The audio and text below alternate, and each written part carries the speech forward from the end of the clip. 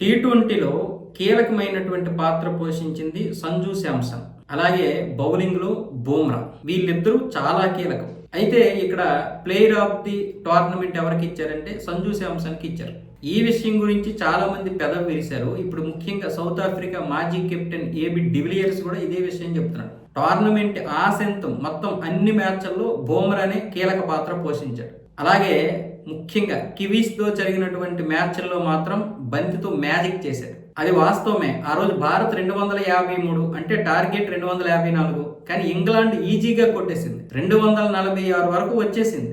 బేతులు భయపెట్టేశాడు, బాధేశాడు. నిజం చెప్పాలంటే మనం ఆ రోజు చుచ్చు పోసుకున్నాం. ఆ విధంగా ఉంది. అక్కడ మళ్ళీ బూమ్రా తన యొక్క బాల్తో మ్యాజిక్ చేశాడు. బూమ్రాకి హార్దిక్ పాండ్యా సపోర్ట్ చేశాడు. ఆ రోజు బౌలర్సే లేకపోతే మనకి ఆ రోజు మ్యాచ్ లేదు. మ్యాచ్ మొత్తం కూడా ఇంగ్లాండ్ వైపు వెళ్ళిపోయింది.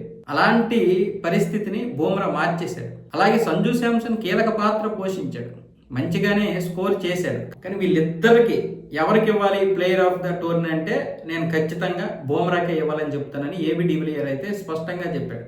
కానీ ఒకవేళ బూమ్రాకి ఇస్తే మాత్రం గౌతమ్ గంభీర్ని తిట్టిపోసేస్తారు. ఎందుకు అంటే సంజు శాంసన్ కేవలం ఒక క్రిస్టియన్ అనే ఇవ్వలేదు, ఇది ఒక వివక్ష అనే విధంగా ఖచ్చితంగా ఉంటుంది. కాబట్టి ఇద్దరిని గుర్తించారు. సంజు శాంసన్ కూడా దీనికి అర్హుడే. సంజు శాంసన్ కూడా మంచి గుర్తింపు దొరికింది. ఇది సంజు శాంసన్ తీసుకోవడం కూడా కరెక్టే.